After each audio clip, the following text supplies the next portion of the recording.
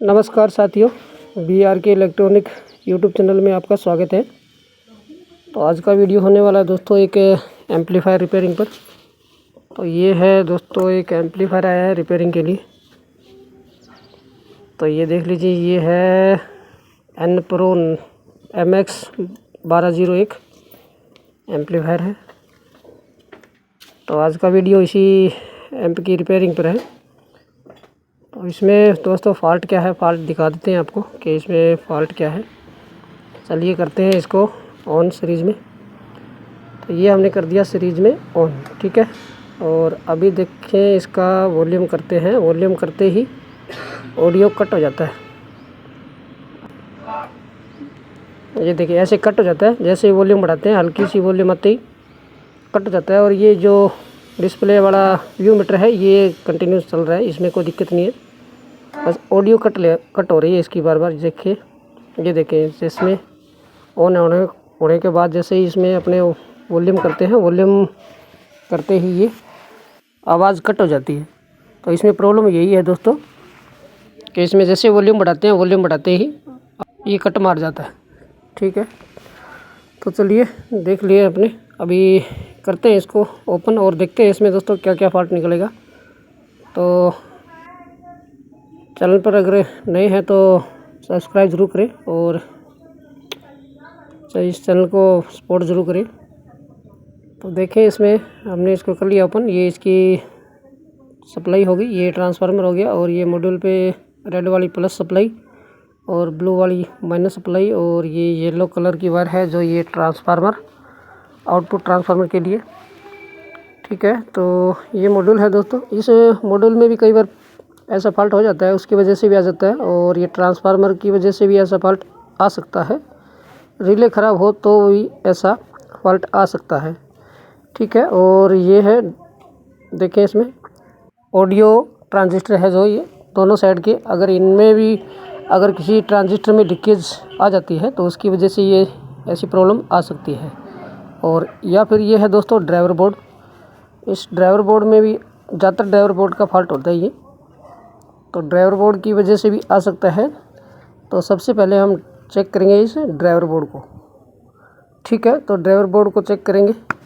Driver board में ये जो ट्रांजिस्टर लगे हैं इनको चेक करेंगे और इनकी सप्लाई भी चेक करेंगे कि इस पर कितनी सप्लाई आ रही है। सबसे पहले सप्लाई चेक कर लेते हैं इसमें कि सप्लाई की वजह से तो कुछ नहीं आ रहा क्या, ठीक है। तो चलिए मल्टीमीटर को कर लेते हैं 200 की रेंज में और बॉडी से ग्राउंड कर लेते हैं एक प्रोब को मल्टीमीटर की और चेक करते हैं। देखें इसमें सप्लाई कितनी कहाँ आ रही है, क्योंकि सप्लाई कंफर्म हो जाएगी तो मॉड्यूल का पता लग जाएगा। तो ये 87 के तकरीबन प्लस और माइनस के, ठीक है। दोनों सप्लाइयाँ तो सप्लाई ठीक है वैसे। और अभी देखें तो इसमें वाइसिंग वोल्टेज कितनी आ रही है ये भी कंफर्म कर लेते हैं। ये देखिए 0.03, ठीक है। मीटर पर 0 और इधर देखें तो मीटर पर 0 और बेस पर देखें तो 0.03, ठीक है। 0.03 है, ठीक है। वोल्टेज मॉड्यूल पर तो सही है वैसे तो। अब वॉल्यूम बढ़ाने पर इनमें कुछ कम ज़्यादा हो रहे हैं, तो वो देखते हैं एक बार ड्राइवर बोर्ड को अपने। तो सबसे पहले चेक कर लेते हैं दोस्तों ड्राइवर बोर्ड को।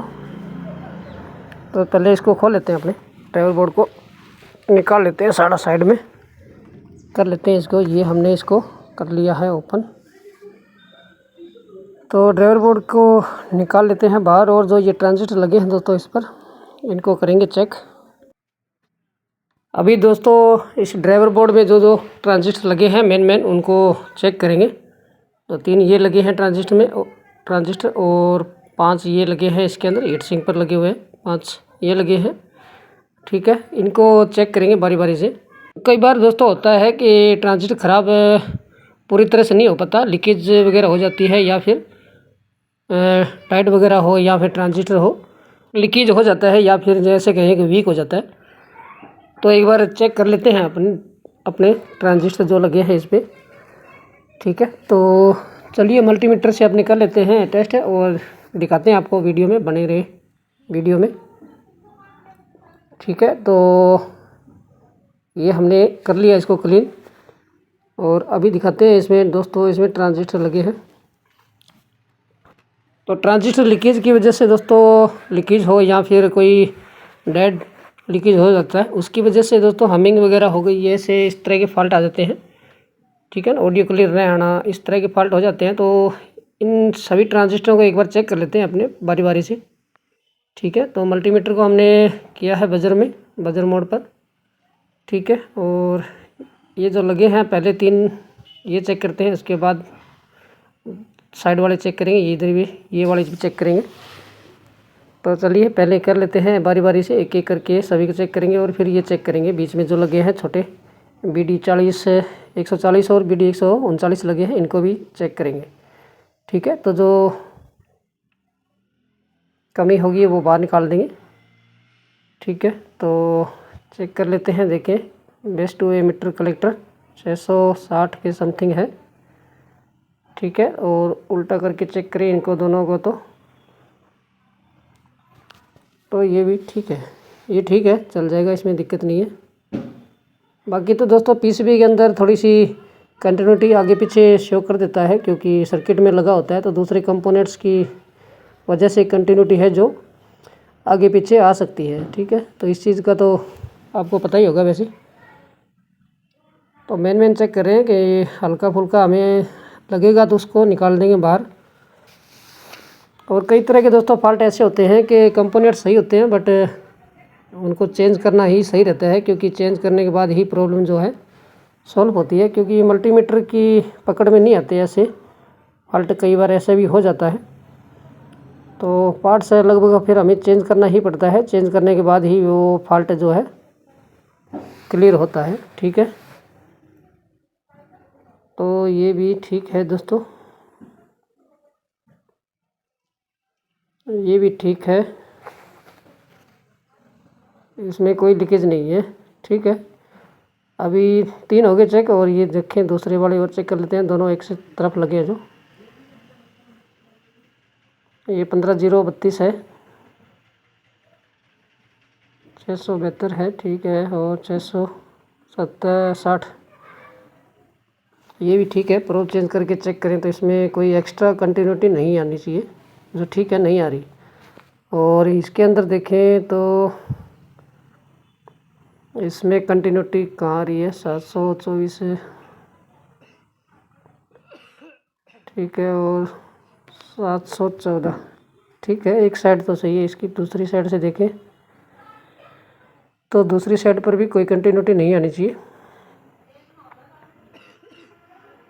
ये यहाँ जो सर्किट की शो कर रहा है। ठीक है, ये भी कोई दिक्कत नहीं है, इसमें चल जाएगा।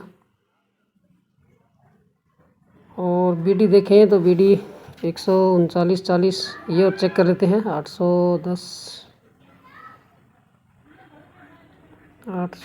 12। और देखें तो इसके अंदर ये ठीक है। दूसरा देखें इसके अंदर तो इसकी कंटिन्यूटी है 675। ठीक है, और ये है 620 25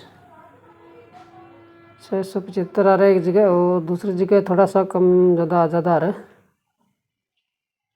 785 समथिंग आ रहा है। तो इसमें थोड़ी सी गड़बड़ लग रही है मुझे। ये देखें, इसमें कंटिन्यूटी तीनों तरफ ही आ रही है, वैसे दोनों साइड से आ रही है। ठीक है, ये तो अलग है, ये नहीं आनी चाहिए थी यहाँ पे। ठीक है, ये देखिए यहाँ पर थोड़ी सी गड़बड़ लग रही है मुझे, ये देखें। ठीक है ना, तो इसको चेंज करना पड़ेगा, एक बार चेंज करके देखेंगे इसको। हो सकता है ये सही हो, बट चांस ज़्यादा है कि इसमें 60% चांस है कि ये सही नहीं है, कंटिन्यूटी में फ़र्क आ रहा है। ठीक है, तो इसको निकाल देंगे बाहर, इसको बाहर निकालेंगे। और एक और आगे वाला और देख लेते हैं, एक और फिर से। यहाँ पे कुछ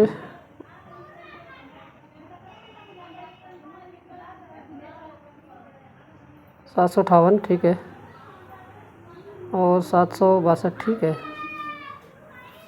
तो इसकी कंटिन्यू ठीक है।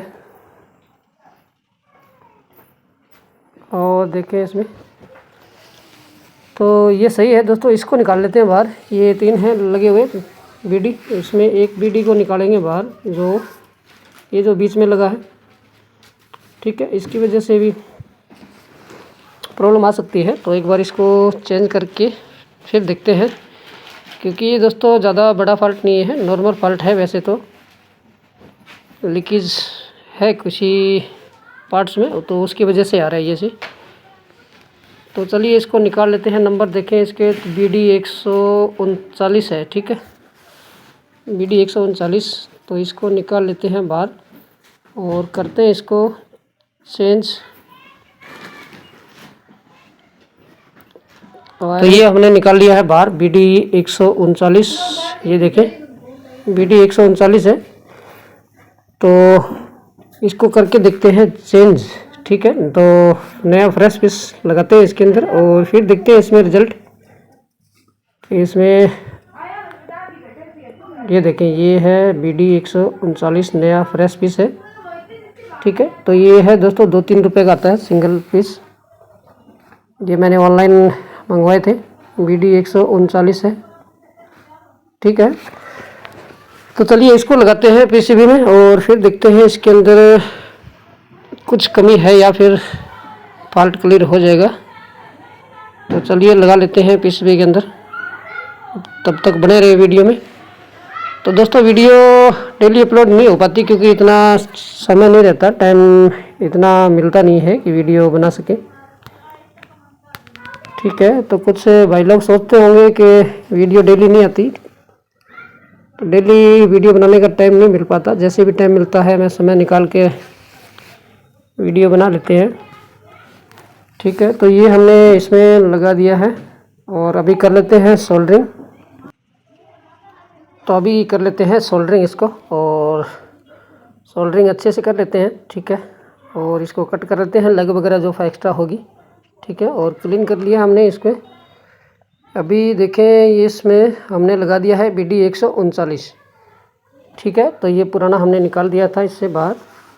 और अभी एक बार दोस्तों इसमें चेक कर लेते हैं, सप्लाई आने के बाद देखते हैं इसमें कुछ कमी है या फिर फॉल्ट कुछ और है। तो चलिए हमने एक बार लगा दिया है जैक जो निकाला था हमने, ठीक है। तो करते हैं इसको ऑन और फिर देखते हैं इसमें क्या कुछ है। चलिए कर लेते हैं ऑन इसको। तो बने रहे वीडियो में। तो वीडियो को दोस्तों लाइक करना ना भूलें।